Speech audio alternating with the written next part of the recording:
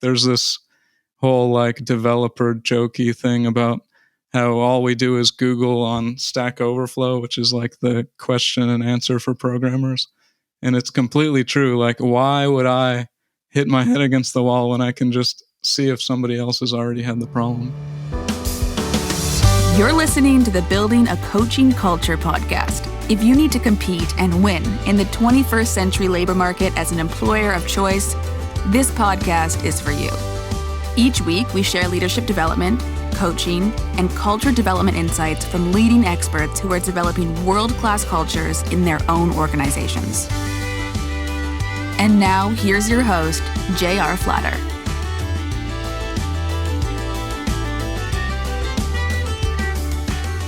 Hey, welcome back, everybody. It's J.R. Flatter with our co-host, Lucas. How you doing? Pretty good. So they got Declan's haircut yesterday. Was that traumatic or relatively? I think it went well. Lena went without me. And okay. She didn't report any freakouts.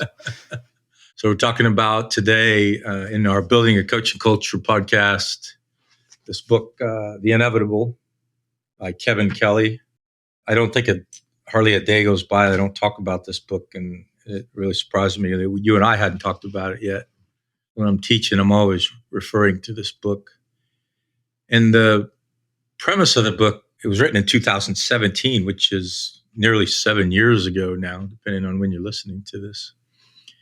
And so he predicted 12 things that are technologically inevitable across the next 30 years. And so just rereading the book recently and looking back 7 years, a lot of what he's talking about is coming true already. But also, we're 7 years into the 30 years, so really only have 23 years until all of these things come to fruition or some generation of them. So Kevin Kelly, if you don't know, is the co-founder of Wired magazine. He's a really strong voice in the world of technology. And of his own admission, a couple of decades ago, he was relatively libertarian, which requires one to be an individualist. And he sees a very communal requirement emerging from these inevitable technologies. So just wanted to plant that seed as we walk through here. What does that mean for me at the tail end of the baby boomers, you tail end of the millennials, and your son and all of my grandchildren, and a lot of the listeners and viewers? What does that mean to us across the next 30 years? And then, as he wraps the book up, he tells you all of these things. And the 12th thing he tells you is that we're at the very beginning of this transformation, the very beginning of the third millennial. It's a really incredible book. What are your initial thoughts? I know you've read it and took a recent look at it. I mean, yeah, you think about all the progress we've made with the internet, and there's all these theories on what's going to happen to the economy based on it, what's going to happen because of AI. And I think this kind of takes, like we're at the beginning of another radical reinvention of the office and work and data and things like that. So looking forward, instead of just saying, oh, look how much the internet's revolutionized everything, but what's going to happen next to everything. Yeah, and I think that's one of the reasons I like to, at least when I'm talking about this book and these ideas, talk about the ending at the beginning.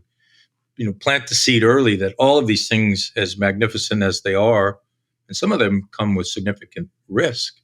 So magnificent and risky, they're only just the beginning. And one of the things he talks about is how unimaginable the future is to us. Introducing new realms of the possible. You and I talk about in our coaching professions, self-limiting perceptions, self-limiting beliefs. Some of these things, when I read this book 7 years ago, I hadn't even heard of the term AI. And I looked at it again today, and it just like, oh, wow. Now it's part of the everyday vernacular, everyday language. Whereas 7 years ago, it was just something geeks might have talked about, right? Not a business person or whomever else. Which I think Kevin, coming from that world, but also talking to leaders, I think is a nice, unique intersection in itself. So first I thought maybe we'd talk about all 12 of them together, but it didn't really make sense as I looked at it. So I'm just going to talk about them one at a time, and then whatever you want to jump in as always. But as we want to link them together or reference back and forth, let's certainly stop and do that. So the first one that he talks about is becoming. And sometimes the title of his inevitable categories aren't intuitive. And this is one that kind of intuitive, but really wasn't by the title that he chose. But the becoming, we talk about a lot in our leadership development and coaching, coach training, entropy. And he doesn't mention that scientific term by name, but what the chapter really reminded me was, and he says it, everything's falling apart around us. You buy a new computer, you buy a new phone. And the scientific principle of entropy is just that the world's tendency is toward disorder. And what are we doing to account for that tendency toward disorder, especially in this very disruptive phase of technology? And the one bullet that really stood out for me, and again, I don't think he says this exactly, but the idea that there are no more upgrades. And again, 7 years ago when he talked about this, we were just at the cusp of having daily upgrades to everything we interact with. I get in my car now and I get a message from the manufacturer saying your map is upgrading or some technological advance is being downloaded into my computer. No more versions of Windows, no more versions of the graphical user interfaces that we use, web crawlers, however you want to describe them, they're all happening automatically. When I turn my computer off every night, I have to wait 30 seconds and it tells me, do not shut down your computer because my antivirus is upgrading every day. What do you think about when you think about this first inevitable, the becoming? Just, the buzzword for programming and web applications is software as a service. So instead of, oh, I'm going to go buy Photoshop, I'm going to subscribe to Photoshop and like you said, continual updates. And I think from like the value creation side or the business side, you are now in the role of continually prioritizing problems and anticipating problems, because what's the point of updating something every week or every day? It's because that entropy that you mentioned is causing an issue, or the users have discovered an issue that you couldn't have anticipated and you're getting ahead of that. So you almost have to just like always be one step ahead in that kind of paradigm. Yeah, I see parallels here between very human intergenerational challenges, right? We try to put these labels on generations that I am a baby boomer, and so between 1940 something and 1960 something. But even that was back in the days when Moore's law was somewhat predictive, right? Moore's law is long ago dead and gone. The idea that doubling of technologies over time is so infinite as to be necessary to continually update. Because you think of the scale of change in 12 months in a single quarter. As I was rereading this book and reviewing our talk today, it just struck me again and again and again, things that I had looked at only literally days ago, weeks ago, months ago, and years ago, how A, accurate Kelly was, but also B, how much had changed in a relatively short period of time. So the second topic is cognifying. And again, you and I talk about technical intelligence, cognitive intelligence, emotional intelligence, but I've always thought about it from the human aspect of the human brain in a cognitive mode. Kelly talks about it in a technological cognification and specifically talks about artificial intelligence. This is probably one of the more glaring, wow, that really happened. Here we are where we are in time, and AI is here. It's very real. It's very accessible. It's very valuable, even to a layman like me. I'm not a technology guy. And Kelly talks about adding AI to X. And again, to jump to the end, we're only at the beginning. Chat GPT just hit the market within this calendar year. And I'm reminded back when the iPhone hit the market and all the peripherals started to come out. And literally, companies emerged from nowhere. Otter, for one, right? The Otter case for your phone to protect it. Nothing to do with Apple, but just added X to Y. And that's what Kelly's talking about in Cognifying. How do we take artificial intelligence and add it to almost unimaginable tasks? I know you're a computer scientist. You're probably using this every day already. I mean, I think something that the AI tools have been really good at is, and this is kind of by definition, these language models, they understand you, turn it into data, and then turn the data back into something that you can understand. So if you collect a bunch of survey data or user data, whatever data you're already collecting, plus AI is that insight that you would need, like, an expert analyst or someone with a lot of existing insight to look at the data and pull things out of the AI could tell you a story. So that's super powerful. Oh, yeah. I mean, I have a background in statistical analysis, and I consider myself pretty good at looking at data and teasing out relevance. Oh, wow, I think I might see a connection here, or perhaps notice a theme emerging here. Well, at the speed my brain works, now you add AI to that, and it's infinite speed. It's what I would call exhaustive. So when you get a doctorate, you write a dissertation. Part of that dissertation is you do a literature review. You're supposed to review the literature and concisely write about it in a chapter. And I don't care how good you are or how hard you work, you're nowhere near exhaustive.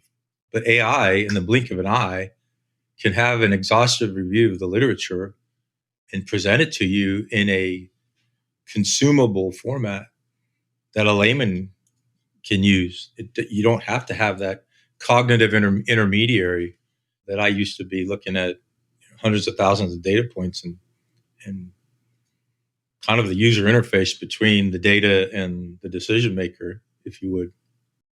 Yeah. And then, like, think about it in the reverse way. Like, I wrote an essay and I want you to tell me, how effective the theme is, and they can give you some objective, measurement of, oh, how often did you mention it? What strength of the language you used when you mentioned it? And that's the part we talked early on about risk. And one of the risks of artificial intelligence is, even though it's reviewing the entirety of knowledge, perhaps, which is a metaphor more than a reality, it still has an algorithm. And that algorithm is created by a subjective human being or a collective group of subjective human beings. It gets tweaked by human beings. It gets artificial intelligence gets more intelligent.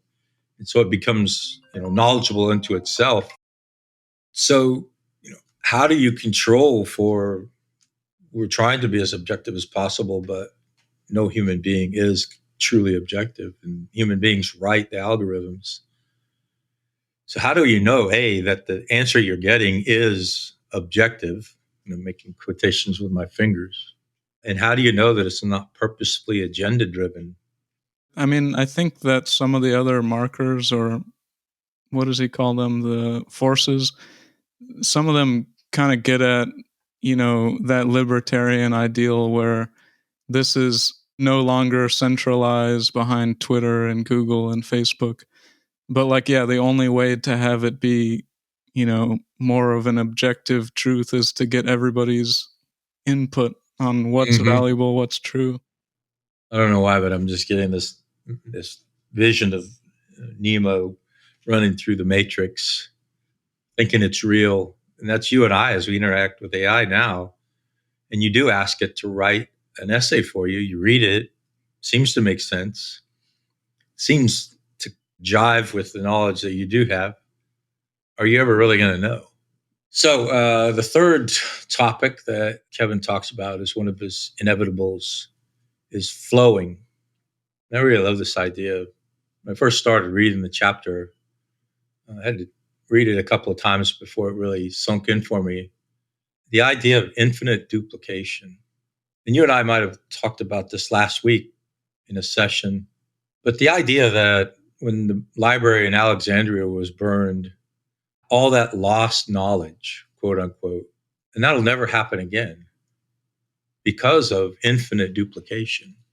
So right now I have pictures that one of the biggest tragedies of a house burning, minus the risk of injury or death, everybody survived, but everything was gone.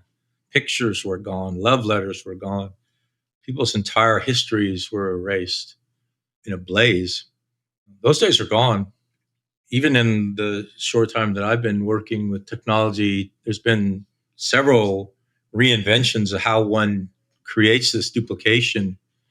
And now it happens behind the scenes, and I have nothing to do with it. I know that, the metaphor of the cloud, and I know that our technological team has put tools in place that when I close a document, it's not just sitting on the hard drive in my computer, but it's in this cloud that can't burn and that has duplication. Even if that physical presence was destroyed, there would be a duplicate of it somewhere. So that was the first part of the flowing. But then this idea of duplication. But then the second part is the literal death of the office metaphor. And I didn't even realize this until I read it in this book. But we come kicking and screaming into the 21st century of all of our same labels, right? Files, desktops, as if there were a physical filing cabinet, and as if there were a physical desk. We even have that image icon on our computers. Those days are going away. What do you think about this, the idea of flowing? Yeah, I mean, I think about if you're trying to build like a tool, for example, like if you wanted to build an AI tool and you said, I want to take sports data and turn it into like a story or a narrative, you can connect to a data source that's providing like every new match of professional sport XYZ. And maybe you want to connect to, a separate database to get like demographic information about your users. So all of this power that you can just tap into that other people are creating. And like you said earlier, those cottage industries, like maybe I provide a particular source that nobody else can. And that's now, value that I'm providing to this infinite stream. Yeah. And you just connected two dots for me, because one of the things I talk about a lot, and I learned this probably about your age, not for any particular reason, just did, this idea of self-selection. And the world asks us to self-select, not be asked. And so if you see a connection, you see a way to use flowing, use infinite duplication, and create value, you don't need anybody's permission to do that in this world. 20, 30, 40 years ago, the capital resources necessary to do that, the market curbs to entry, not only beyond the capital resources, but bureaucracies and licenses and other inhibitors, those are fading away. Kelly talks about it a little later on in this idea of this communal world that we now live in. So number 4, so there's 12, and so now we're a third of the way through. Screening, and he means literally screening. This is one of those where he later on talks about filtering, but screening could be filtering. But here he literally means looking at a screen and not screening as in filtering. When he talks about this clash of cultures, and I could see this in myself even today. So as you and I are having this conversation, there's at least 3 very common formats of books, if you can even call them books now. Book used to be a physical object with a cover and pages. But this clash of books, literal books, versus the books on screen. Now we have books on audio. A decade ago, 2 decades ago, they were physical on a cassette tape, but now, given the cloud and streaming and some of the other technologies, so you can literally have a book in your hand, you can have a book on the screen, or you can have a book in your ear. And this clash of books versus screens, it goes far beyond the physical to cultural. And actually something that you and I talk about a lot in our training and education is, what is truth? And as I read this, it really brought to light some of the challenges we see in our culture right now. Because there are different truths in different generations, different principles, different value, different goals, different life goals, different work-family self-balances. And now Kelly's introducing this clash of cultures in the physical versus the digital, and boiling it all the way down to a definition of truth. And as I looked at this, truth to the book generation, I won't call it Boomer or Gen Z or Gen X, but the book generation, truth was law. And what did the law say? What does the Constitution say? What does precedent say? But in the screen world, and this is Kelly's definition, truth is, what does technology tell us?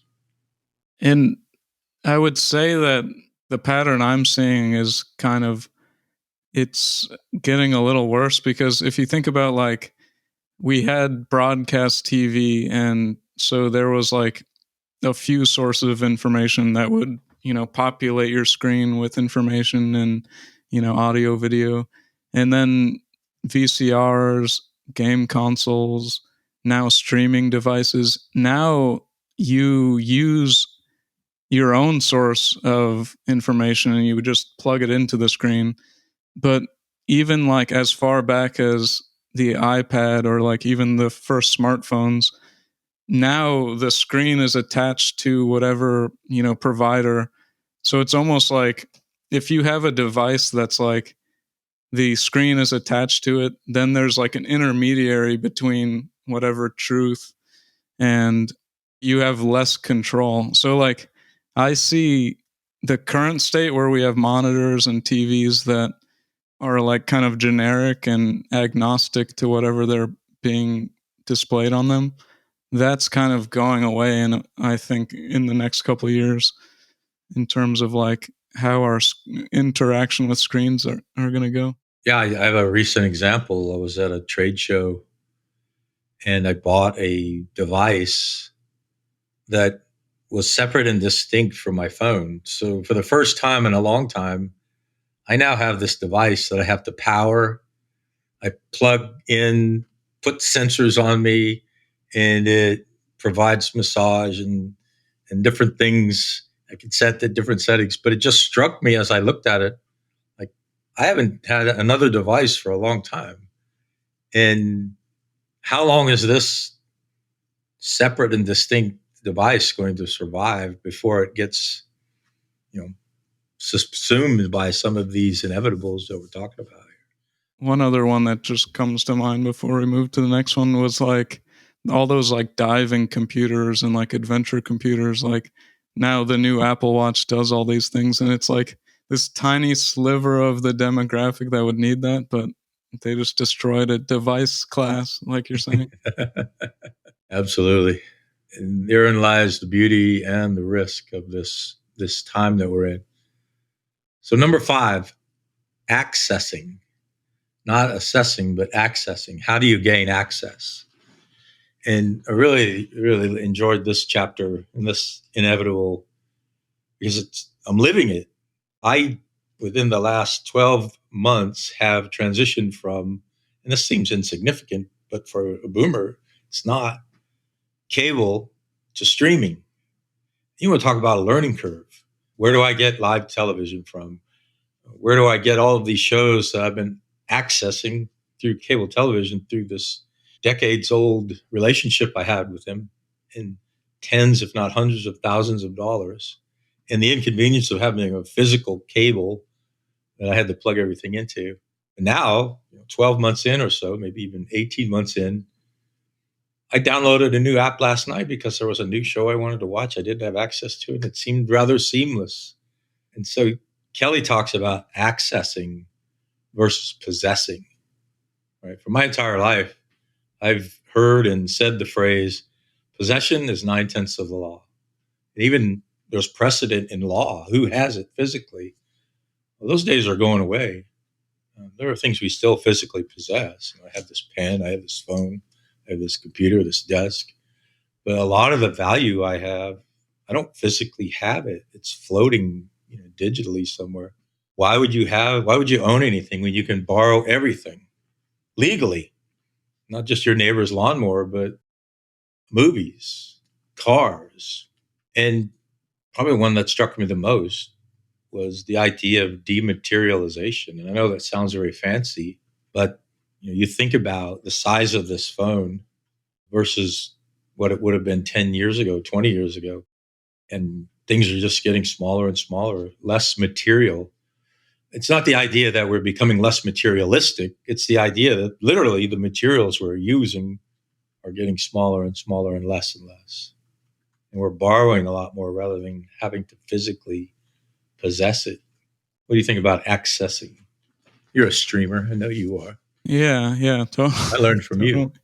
Yeah, I mean, I think about if you go back to like the cassettes and vinyls and CDs, like it's a physical media that you need technology in order to access in a way because, I guess you could create your own record player potentially, but anything more complicated than that, you need to ask, Sony or Hisense or whatever to make you a VCR, because you're not going to figure that out. So it's like from a consumer level, it's like, okay, if I've got to plug this DVD player into my TV already, like, why am I like now having this physical totem of the movie instead of just, oh, I just want to watch it. But then you think about going back to like these centralized sources. Now they know when you're watching something, how many times you watched it, who was in the room probably when you watched it, etc. Oh yeah, this is where we're getting into tracking, which is later on. But I was reminded as recently as yesterday, we're not completely into this accessing place because who are the red boxes that are outside of drugstores where you can go physically get? Yeah, they're just red box. Red box. That's it. That's what they're called. So we're not completely through this. But then it has on the red box, oh, you don't really even need to do this because you could just stream it from here. So they're in the middle of that transition. One of the classic business stories is that story of Netflix versus, what's the name of the Blockbuster? VCR? Yeah, Blockbuster. There's one Blockbuster left, at least there was last time I checked.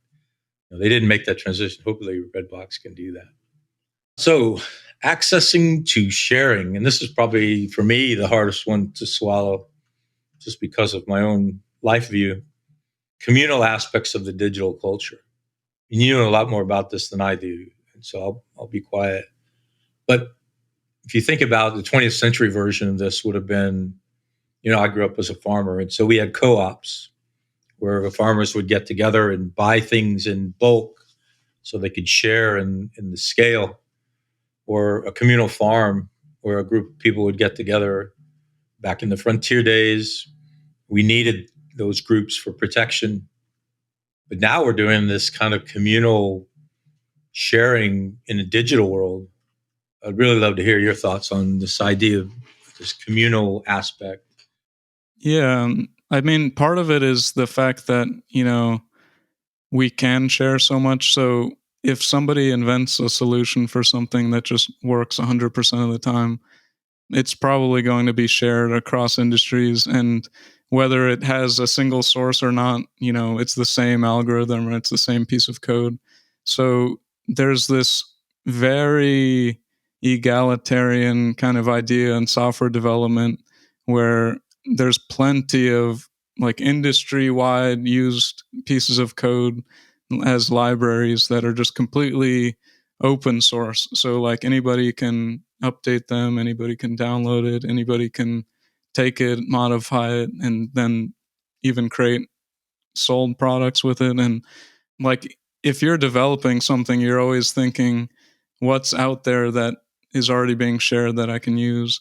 And even if I'm not using any libraries, like I mentioned, you can also just, oh, I have this problem. Let me look up people that have already asked this question. Like there's this whole like developer jokey thing about how all we do is Google on Stack Overflow, which is like the question and answer for programmers.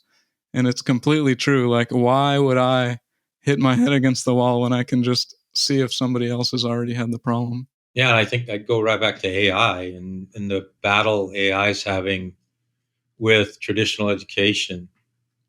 You know, it reminds me when I was a young, even before a teenager, a company called Texas Instruments came out with this handheld calculator that a normal person could afford.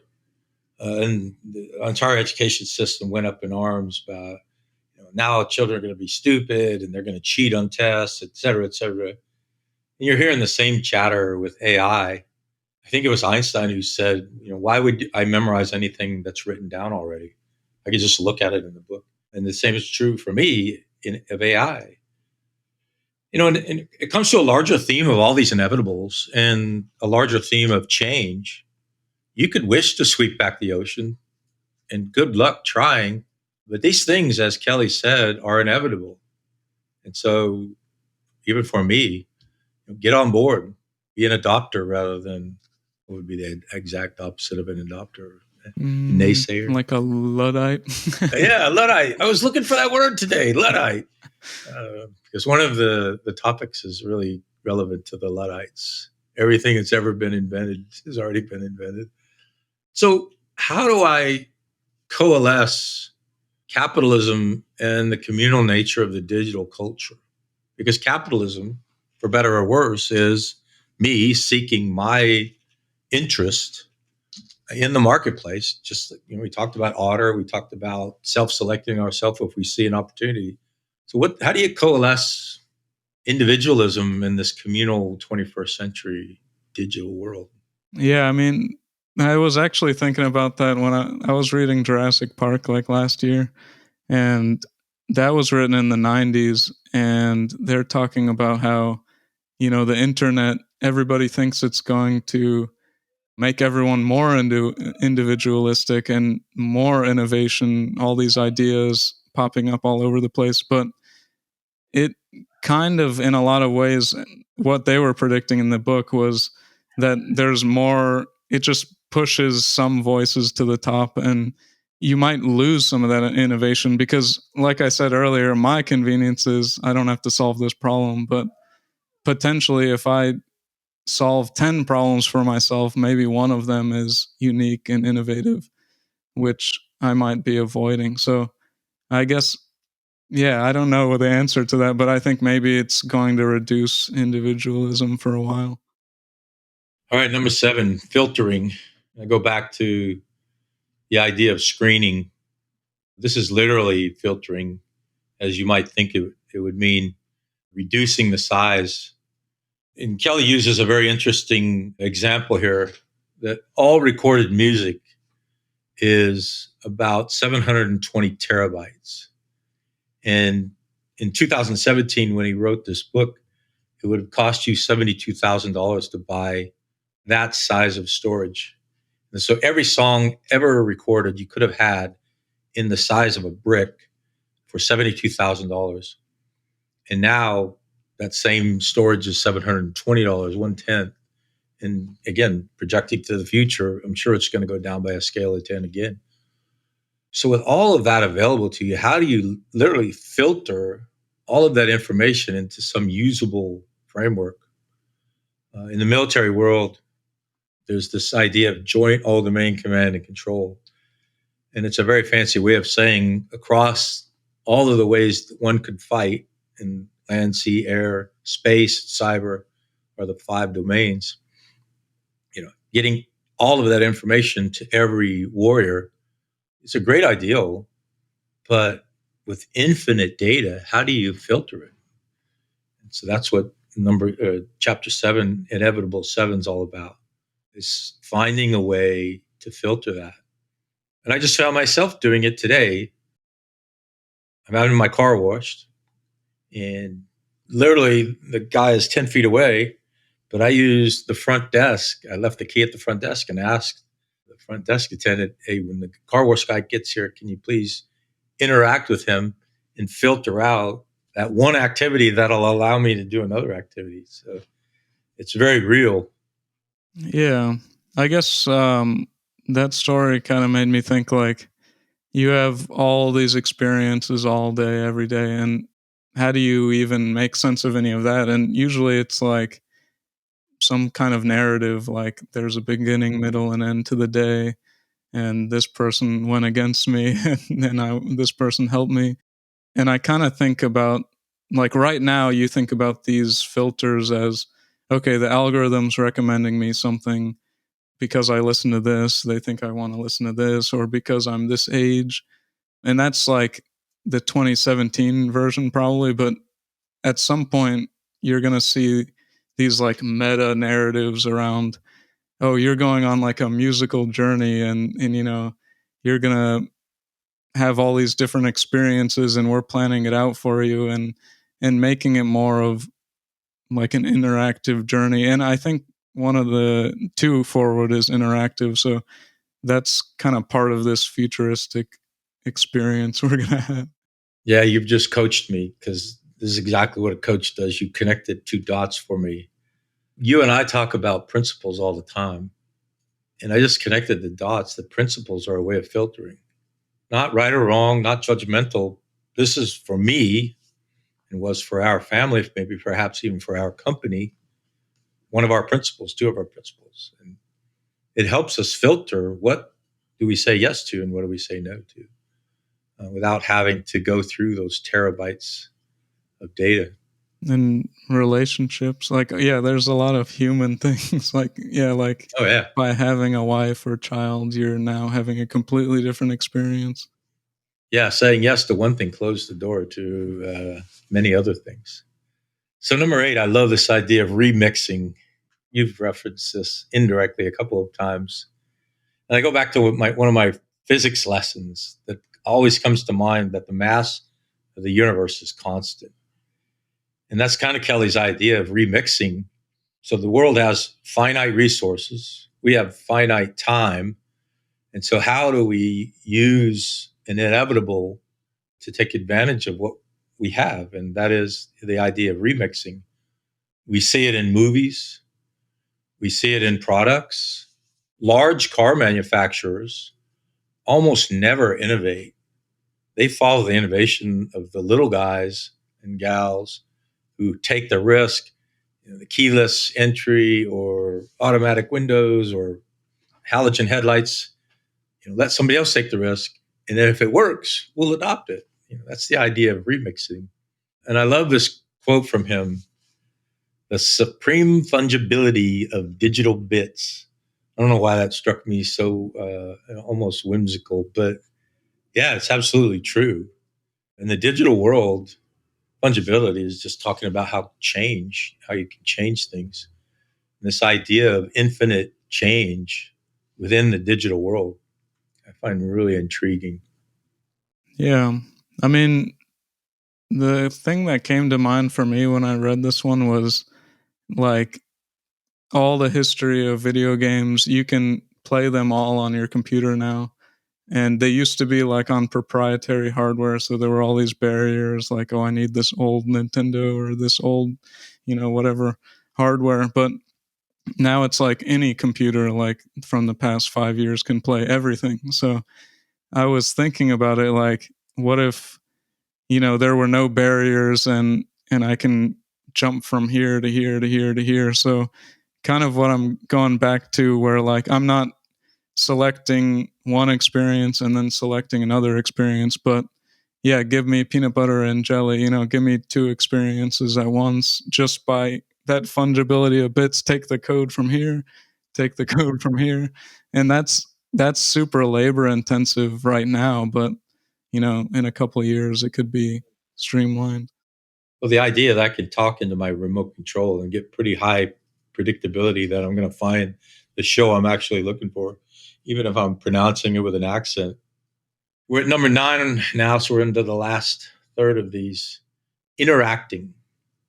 And this is us as human beings interacting with the digital world and how inevitable that is. And we might commonly call that virtual reality, which, again, when he wrote this book, virtual reality was one of those phrases that you might have heard occasionally, and it's in its early days of actually being available to a common person in any usable way. And so the phrase that really sticks out for me when Kelly's talking about this virtual reality and our interaction with it was this unshakable sense of presence. And I pulled that directly from the book. That's his quote. And again, high reward, but also high risk here. One of the things that perpetuates our species is our interactions with one another.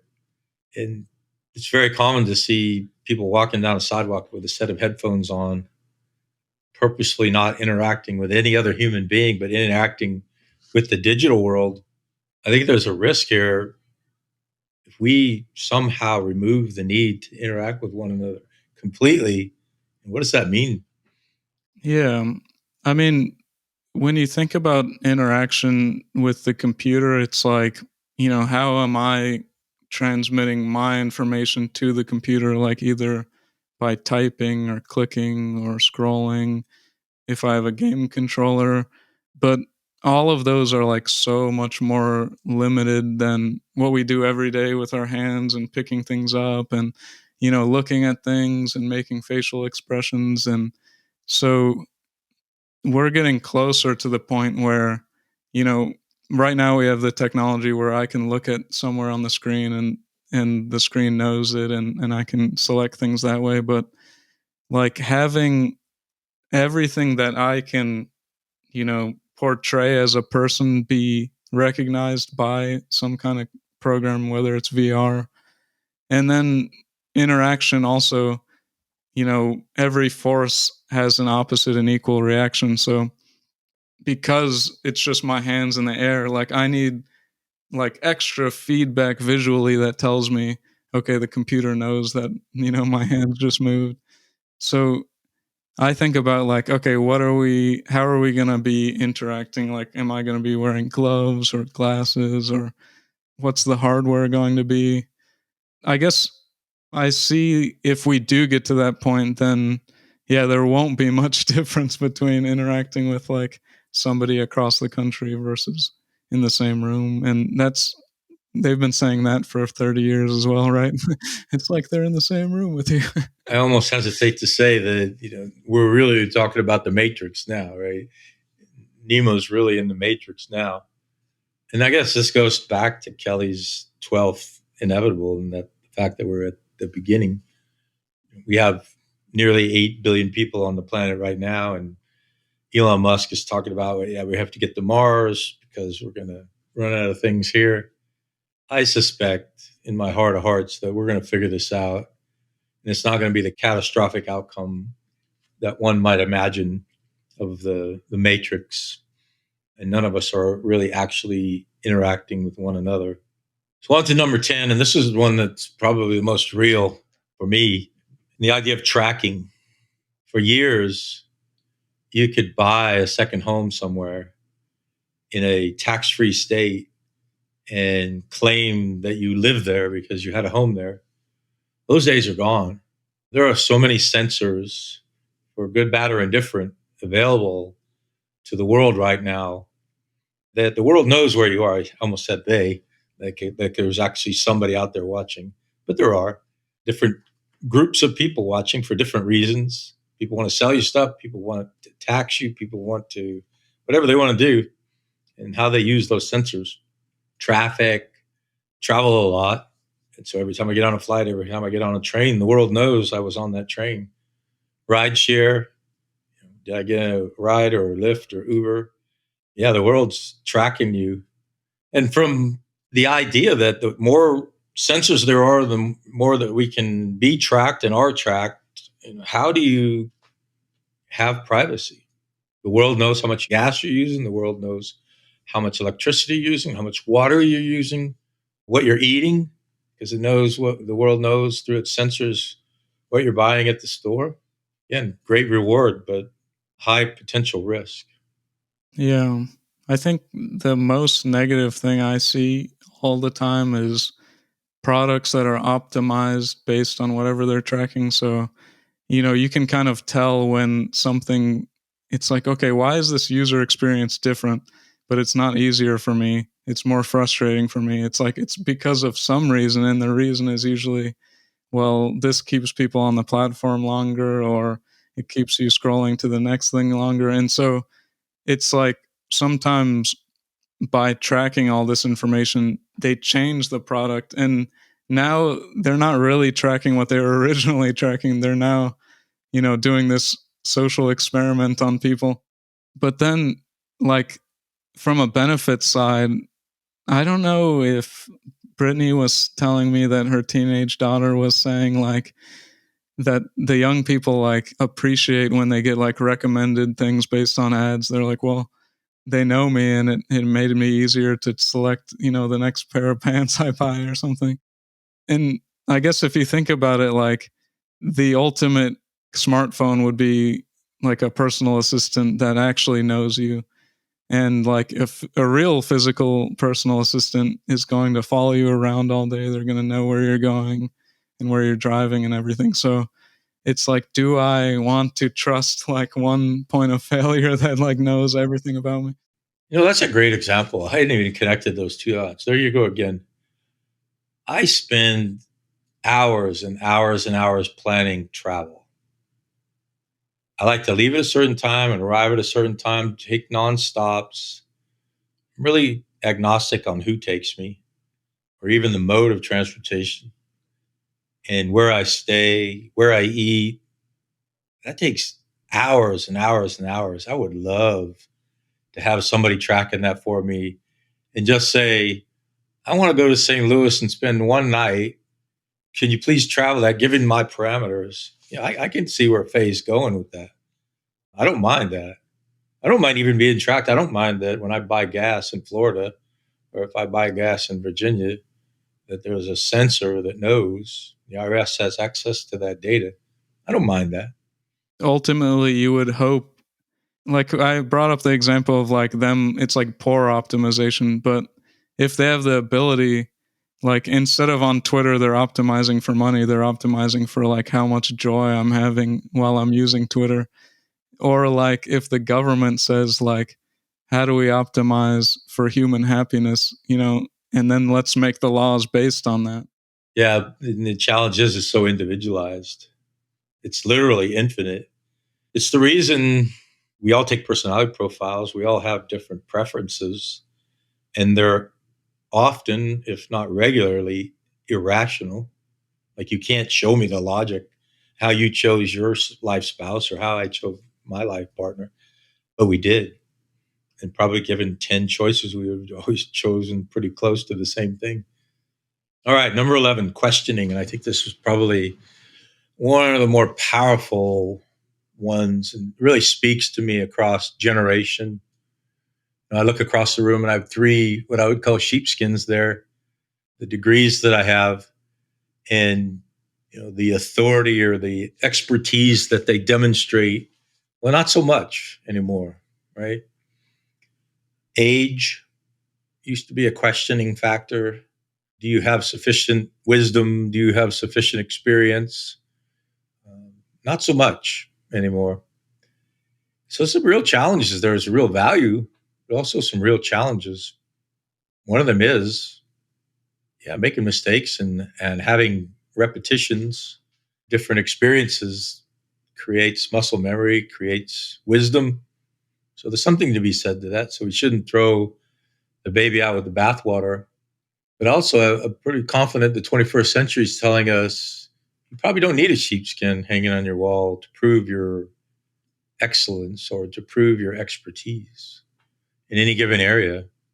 You got a young son. the idea that questioning is inevitable. He's going to question you and Lena. Mm-hmm.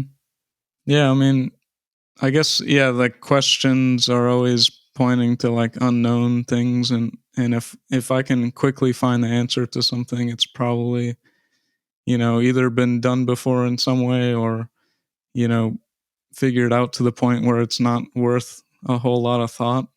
So like there's a whole ton of opportunity in, like we mentioned earlier, just connecting several known quantities, but in a way that nobody's done it before.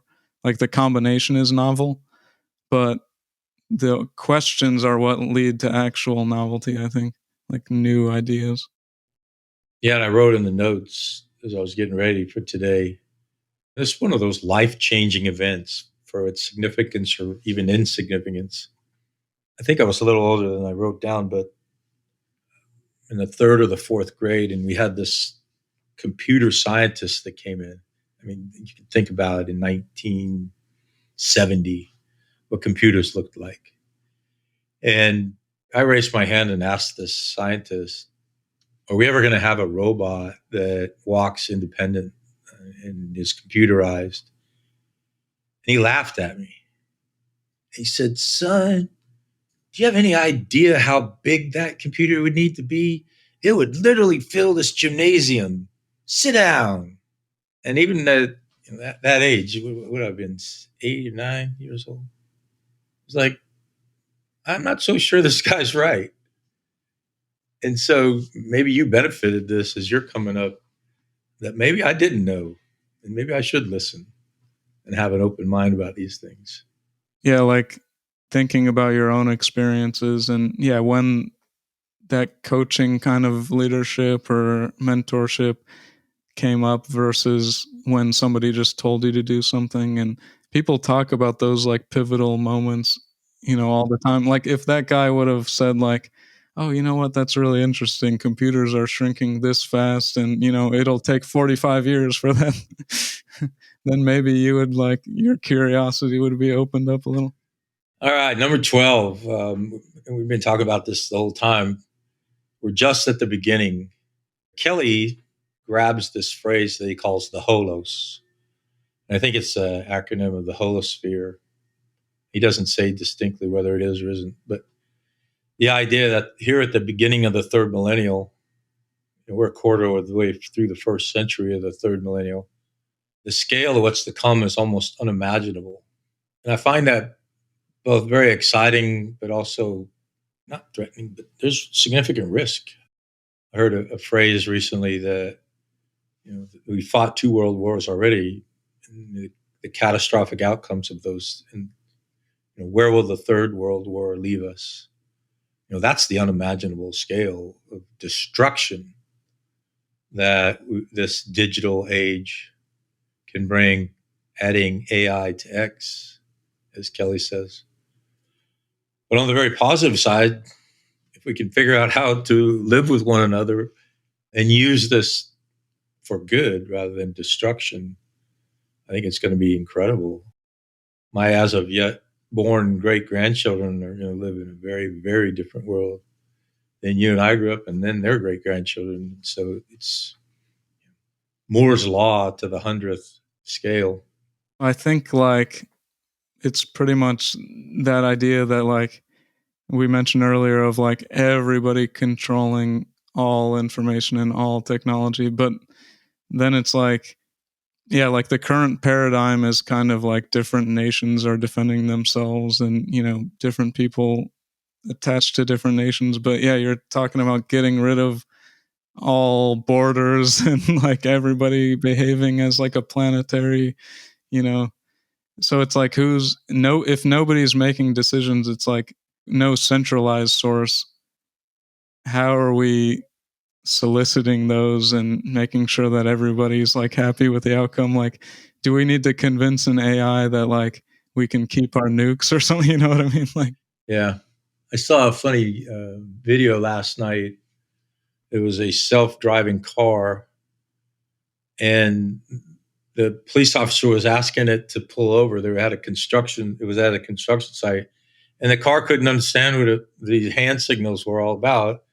and kept edging forward, like, hey, get out of my way. From a very human perspective, how do we learn to get along with one another when, like you said, borders and nation states and no curbs to entry to markets, and therefore a lot of the value of a central government fades away. It's going to be some real challenges, some great beauty, but some great challenges too. But I can imagine the Luddites, being here in the first century of the third millennium would be like, wow, how did that happen? But even like people that do participate, there's going to be, bad actors, people making like poor choices and selfish choices and etc. All right, my friend. Well, that's it. The 12 Inevitables across the next 30 years. Probably one of the reasons I love the book so much is we talk about 30-year visions all the time. And along comes Kevin Kelly and doing the same thing.